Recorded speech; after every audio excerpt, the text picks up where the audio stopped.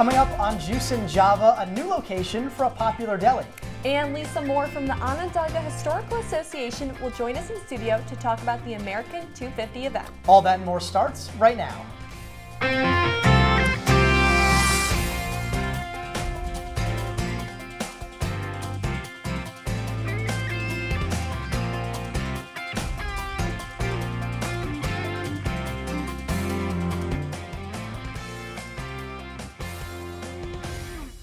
Good morning, I'm Jude Bazerman. And I'm Riley Faye. Thanks for starting your morning with us. A local favorite is opening up a new location not too far from campus. Our reporter Vanessa Shimoni has more. Vanessa? Guys, I hope you're hungry because there is a new deli in town. It's not new to Syracuse, but it could be new to SU students. It's about a 15-minute walk from campus, so head over to East Genesee Street. They have anything from steak wraps to loaded mac and cheese bowls, loaded fries, and all of the above. Now, the cool part about this deli is that they have their own customizable options where you can customize anything from your own calzones to your own pizzas. But the even better part, this deli is super student focused. They're open to late hours on the weekends, as well as being sandwiched in between Theory Apartments and the Coda Apartments, two very popular off-campus living places for SU students. Talking with owner Mike Attia, he says that the quality of the products that they sell is always a priority for the deli. A lot of people love our food. We thrive off of serving fresh food and staying consistent, and customer service is very big at Over the Q's Deli and Grill. So we just wanted to give different flavors, different varieties of food around for the area, for the Syracuse University and the community as well.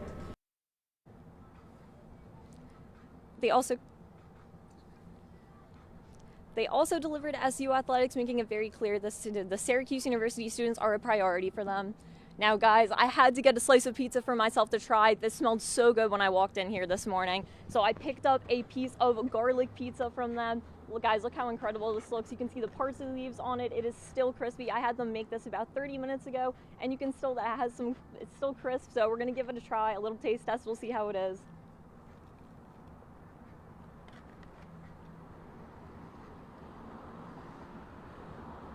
Guys, incredible. 10 out of 10. Definitely give this place a visit, but that's all I have for you today. For CitrusTV and Vanessa Shimoni, back to you guys. Vanessa, thanks so much. It really does look like good pizza, and I'm a little bit hungry now. Well, heading back up to campus, the Journalists Association of New York is holding a conference at Newhouse. The day hosts sessions for professional and student journalists. Each of these focus on different parts of the industry, and the sessions are led by professionals around the community. Topics include things like navigating social media and a resume and reel review. Entry to each event requires its own ticket. Students can get in for free, and anyone else for $10. New sessions begin every hour until 4 p.m. Well, heading down the coast to South Beach, SU football is on the road to play Miami. After losing 4 straight, the Orange made multiple staff changes, reinstated Ricky Collins as the starting quarterback, and last year the Orange upset the Hurricanes in the JMA Wireless Dome. Yeah, Miami is led by starting quarterback Carson Beck, who has them sitting at number 18 in the country. The game starts at 3:30, and you can catch Citrus TV's coverage of the game on Q's Countdown at 3 o'clock. Well, football season is almost at its peak, which means the holiday season is slowly making its way here as well to Central New York, and small businesses in Baldwinsville, they hosted a chocolate event to spread some holiday cheer. Our reporter Elizabeth Gottlieb tells us how the event benefits local businesses. The village of Baldwinsville is transitioning to the holiday season with a day of shopping and sweets at Aw Chocolate. It's a great kickoff to the holiday season, and it also brings folks in that may not have been to your store before, so it's great advertisement. Nicole Postello is the owner of the gift shop Orange and Olive and is one of the 12 small businesses participating in the event and giving out chocolate. Tonight, everyone can enjoy a chocolate cupcake topped with cream cheese frosting with a pipette of Bailey's Irish cream. The treats were successful in bringing in new customers like Trish Hippolito. Au Chocolat was the perfect excuse to get out and try some of the new stores in town. I've never been here before, so I thought I'd stop in and start some stocking stuff for Christmas shopping. Some small businesses participated in All Chocolate for the first time, like Envision Nutrition. We are new and trying to still meet our customers in the area, so it's definitely been exciting, and I've been hearing great things about the All Chocolate event. The chocolate hunt is happening all over Baldwinsville, from one location to another here at Olive's Eatery and Shops.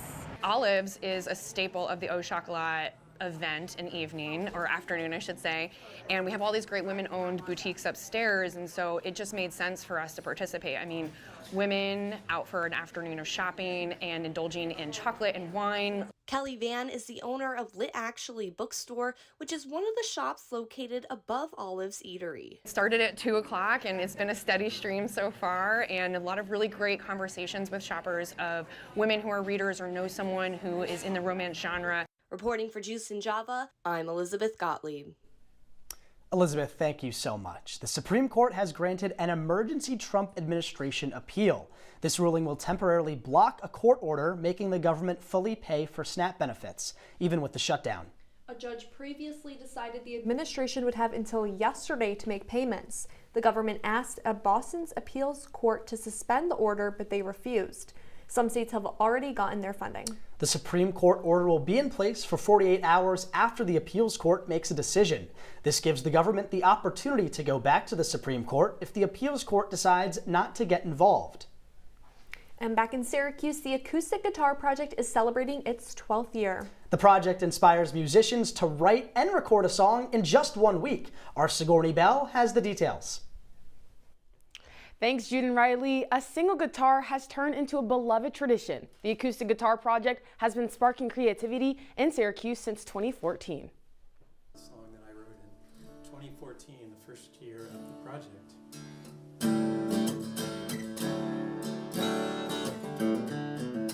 The first one to sign his name on the now crowded guitar. Jeffrey Pepper Rogers brought the idea of the Acoustic Guitar Project to Syracuse. I said, we have so many great songwriters in Syracuse. Wouldn't it be cool to have a project here? And I didn't really think that that was possible. The other places that were doing projects were much bigger cities. But Dave's immediate reaction was, yeah, let's do it. The project originated in New York City from Dave Adams, and though the project has spread wide and far, the rules remain the same. You have to write a song with this guitar. You only have 1 week, and all you can use to record it is just a little portable recorder, and that's it. No editing, no nothing. This year's songwriter Brenna Merritt agreed to take on the challenge. And though writing and releasing a song in a week is a quick turnaround for her, she explained it helped her realize that not everything needs to be flawless. Because I think we all try to be perfect, and you want it to be the best that it can be, and there's like a thing about perfection. So I think I took this on as thinking about a great exercise in losing some of the preciousness and perfectness, and just like, okay, you've got a week, you've got to do this thing, and you're going to come out with something. Last night, sharing the journey they went on in their short but formative week, Brenna, along with the other artists in this year's project, were able to perform their songs for a crowd.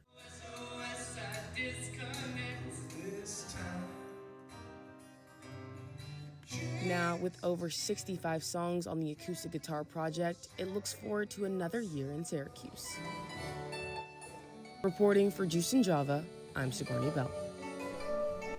Sigourney, thank you so much. You want to know what really stuck out to me there? It's the message that not everything has to be perfect, right? Absolutely. 1 week to write a song. You can't get everything the way you want it to, but I think that's something we should carry with us all throughout life. Absolutely. I think it's a good reminder to everybody, especially when it comes to your passions and things like songwriting. Absolutely. Well, hopefully something that is good and is perfect Yes. is the weather. Our Lucy Shaffer is outside with more. Lucy, what do you got for us? Thanks, guys. I'm outside right now, and just as we speak, the sun is peeking out behind those clouds. It was just hidden, so you can't expect that today with some overcast. The sun is going to be coming in and out, but it is a little cold out here today, but luckily I have my jacket, so if you are going to head out today, definitely grab that jacket on your way out. But the campus out here today is very active. I've seen kids on runs, people on coffee walks, and of course people heading up to the Dome to see the SU men's basketball game going on today. But yeah, later today, right now actually it's 48 degrees, but as you can see with that wind, it's going to feel a little colder. Later tonight we're going to have lows reaching the upper 30s, and there might be a slight possibility of some rain showers. But yeah, the sun is very bright this morning, so if you can get some fresh air this morning, it is a beautiful time to do that. I will have more traffic updates for you later in case you are planning on traveling with the game going on today. But Riley and Jude, that's all I have. Back for you guys. Lucy, thanks so much. And this great weather isn't just the only thing to look forward to. After the break, the executive director of the Onondaga Historical Association is in studio. She'll be talking all about their upcoming panel. Stay with us. Jordan knows he shouldn't eat this entire bowl of nachos, but tonight he's earned that right because a few hours ago in the middle of happy hour, he recognized a sign. Not from the gods or a bolt of lightning, but from a double heart, a kissy face, and a fourth ha in ha ha ha. To go, he got a ride home instead of driving. Be a legend like Jordan. Recognize your buzzed warning signs and get a ride home. Buzz driving is drunk driving.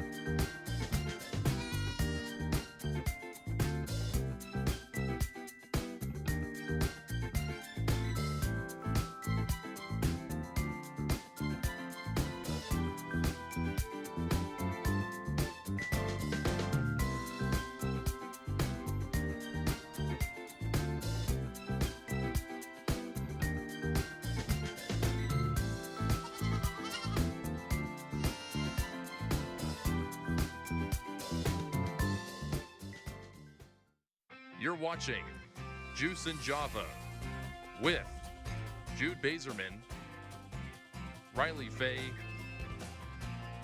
and Lucy Shaffer. And now, your campus news leader continues. Welcome back to Juice and Java. And Riley, we have a special guest here to celebrate America's 250th anniversary. Absolutely. Lisa Moore, thank you so much for joining us. I'm glad to be here. Thank you.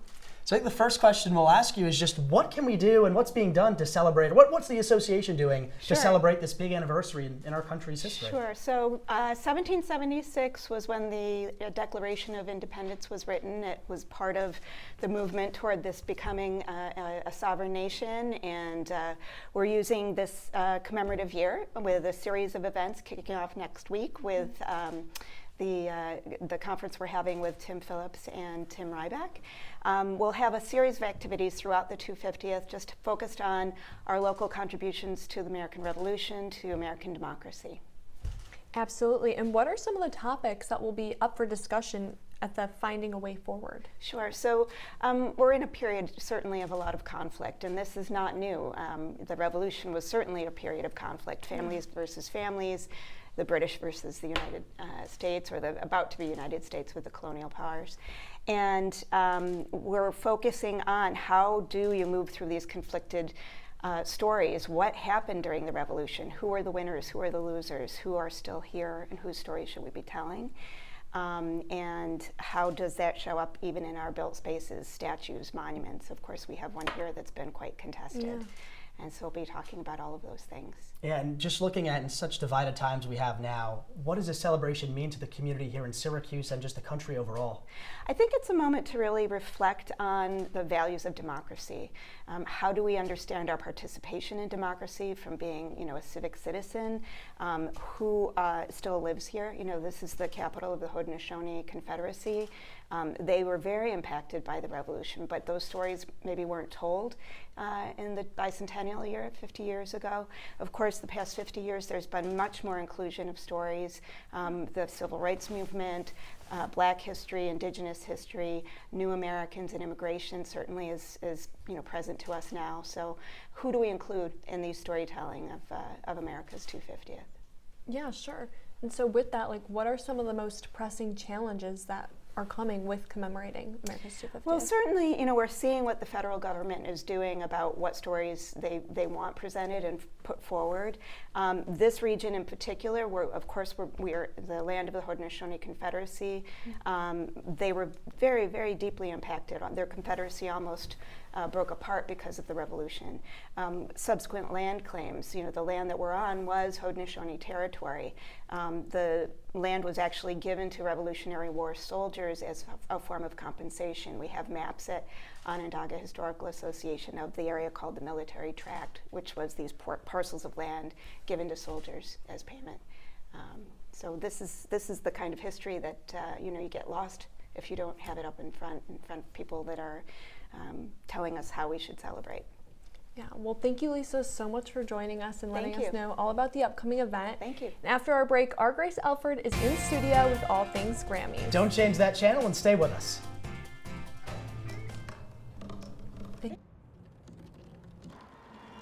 Everybody has a dream.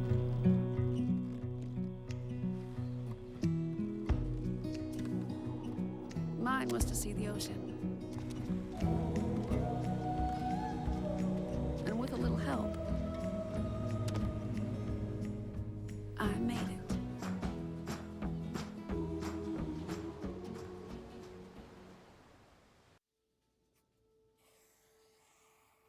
Dad? Just 1 minute, okay? Hey, Bobo, do trees tell each other stories? I'm sorry. I'm afraid I don't know that. Hey, why don't we go find out?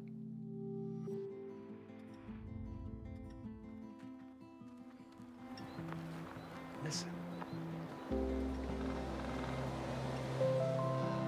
Do clouds take naps? I couldn't tell you.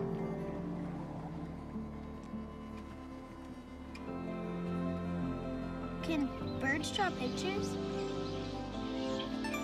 I don't have an answer for that. Dad, do stars visit their friends? Look!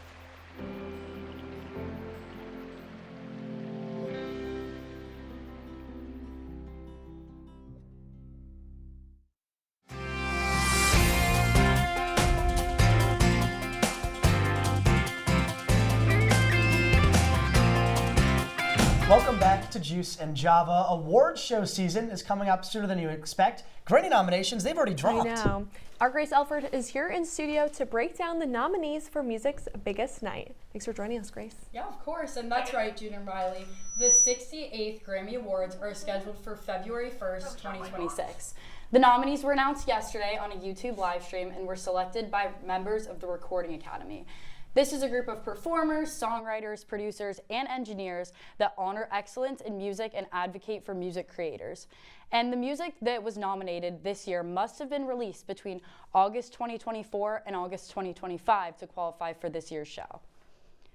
The Record of the Year Award honors the artists, producers, and engineers on a specific song. This year's contenders include Man-Child by Sabrina Carpenter, Anxiety by Doechii, Wildflower by Billie Eilish, The Subway by Chappell Roan, and DTMF by Bad Bunny. Now, Bad Bunny's nomination comes after controversy over his upcoming Super Bowl halftime show. Super Bowl 60 will take place just a week after the Grammy Awards. And nominees for the Best New Artist include Olivia Dean, Cat's Eye, The Marias, Somber, and Lola Young. This award is presented to an artist who, quote, achieved a breakthrough into the public consciousness and impacted the musical landscape during the eligibility period, end quote. And the awards don't just end at music, though. Awards for visual presentations of albums will go to the design team of the artist who created the album. Nominees this year include Mac Miller's posthumous release of Balloonerism and Tyler, the Creator's iconic Chromacopia photo. Kendrick Lamar leads the nominations with 9 separate categories, while Lady Gaga tops her record with 6. Both artists have over a dozen lifetime Grammy wins, and the all-time record holder is still Beyoncé with 35. Notable artists excluded from this year's contenders include Lorde, The Weeknd, Benson Boone, and Miley Cyrus. The festivities will kick off at 6 p.m. on February 1st with the iconic red carpet, which I know our Riley Faye will be tuned into. And I was wondering, for you guys, who do you really want to see win these awards this year? You answer this first. Okay, she called out my post-grad plans. I think I definitely want to see Sabrina Carpenter. I think Lady Gaga, though, she got 6 nominations, I think you said. I think she's definitely coming home. Her hands are going to be full. She's got to go to the Her gym outfit, before. too. Yeah, I feel like she's gonna like go for something a little bit crazy, but it'll be super fun to see. What about you, Jude? You know, I'm a big country music guy, so a lot of the artists I listen to might not be for the Grammys, but Bad Bunny seems nominated for something. Yeah. I like his music, so might as well go with him. Go with my gut. Yeah. Yeah, absolutely. It'll be really interesting to see what he gets at the Grammys, and then the Super Bowl's a week later. Exactly. Right. Yeah, especially with all the controversy. So. Is there any artist you guys wish was on the list? Yes, Tate McRae. She got 1 Grammy nomination out of an entire album. She just wrapped up her tour. I think she definitely got snubbed. I think Benson Boone, too, not being on the list or being left off for Different award levels of nominations. Do you like his vibe? Oh, wow. Wow. All right, anyway, I'm being disrespected here. Okay, anyway. Well, when we come back after my hopefully not too bad Grammy takes are forgotten about, we're going around the community with events happening today. Stick with us.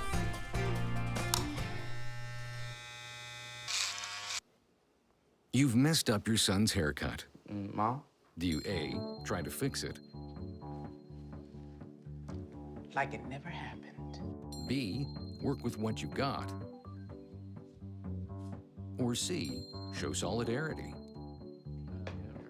Thank you, babe. As a parent, there are no perfect answers. But you don't have to be perfect to be a perfect parent. Thousands of teens in foster care will love you just the same.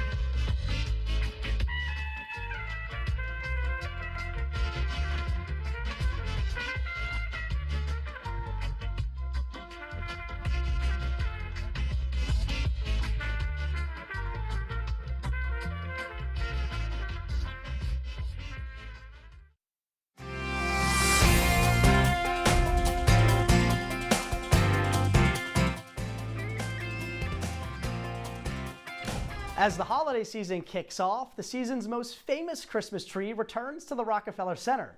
The tree made the journey all the way from Albany to New York City, and the 75-foot tree will be surrounded in scaffolding so it can be wrapped in lights. Yeah, the tree holds over 50,000 lights and a star at the top that weighs a ton. The tree lighting will be Wednesday, December 3rd, airing on NBC and Peacock. The tree was donated by the Russ family in East Greenbush, New York.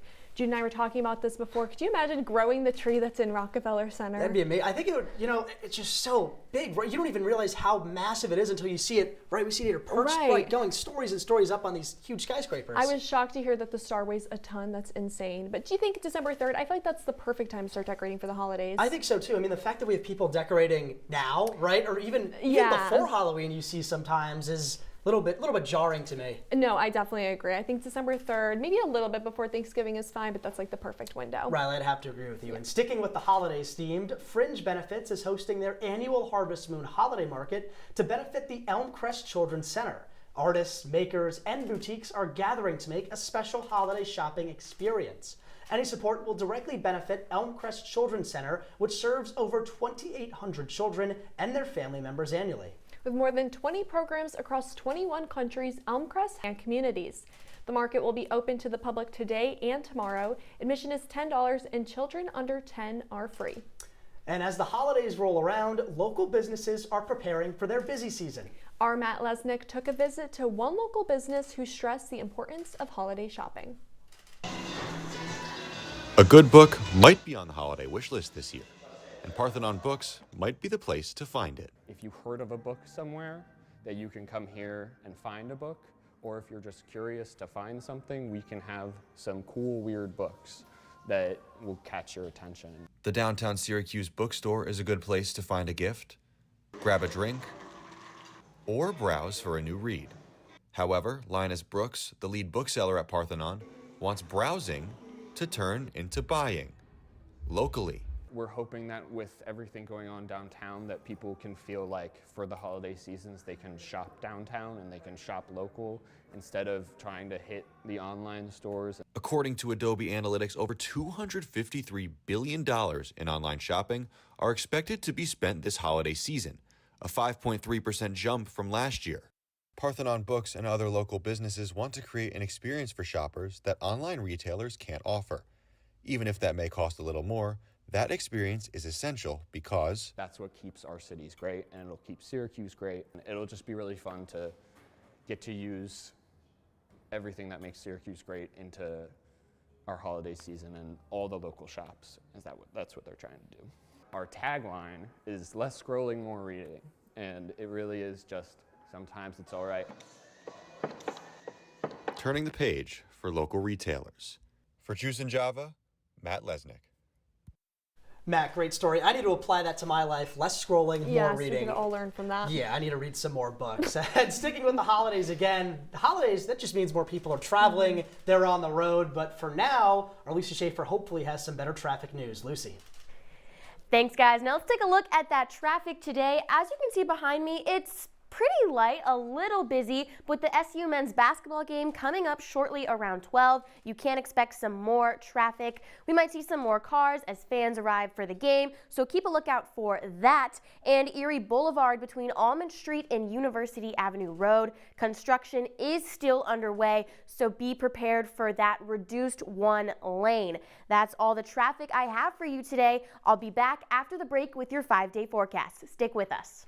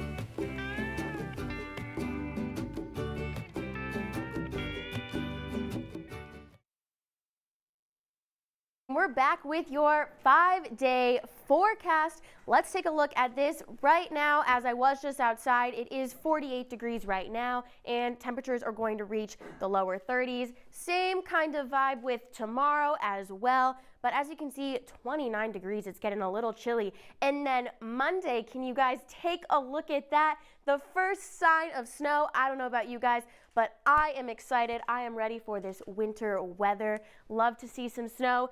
And the snow just doesn't want to leave us. So Tuesday, snow is still going to be here. Little bit of snow showers. And Wednesday, we're going to have some rain, light showers that'll probably wash away all of that snow. But then I thought to myself, how should we dress? Because the weather is going to be so weird. So our anchors here have some lovely outfit inspo. A light jacket is all you need. So, oh no, there's the answer. How early has snow fallen in Syracuse, New York? We have November 18th, September 20th, or October 1st. Hopefully you didn't see the answer. You know, I didn't see the answer, Lucy, so my gut says just choose the earliest possible answer because at Syracuse, our weather gets wonky sometimes. We're going B, September 20th. I agree with Jude. Well, you guys are wrong. It is C, October 1st in 1946. It's the first time we've ever been wrong. First time. Yep. That's trivia. Definitely the first time. And Lucy, the snow isn't exactly getting me excited, but I'm ready to rock and roll, and that's what's getting me excited. The 2025 Rock and Roll Hall of Fame induction ceremony, that's happening tonight. And this year's ceremony will feature once-in-a-lifetime performances celebrating the influence and legacy of the inductees. This year's induction class includes Cyndi Lauper, Soundgarden, Outkast, The White Stripes, and so many more. Other artists are also being recognized for musical influence, including Salt and Pepper. Performances by Donald Glover, The Killers, and Missy Elliott will also honor the class of 2025. The ceremony will be streaming live from the Peacock Theater tonight at 8 and on Disney+. Guys, you know, again, I love the Rock and Roll Hall of Fame, so exciting, but my favorite rapper, Quan Bando, unfortunately not in there, so. Yeah, well, next time. Jude. Don't know what that is, so. Next time. Well, that's all we have for Juice and Java this morning. Check us out online at CitrusTV.com. I'm Riley Faye. I'm Jude Bazerman. Have a great morning, Syracuse.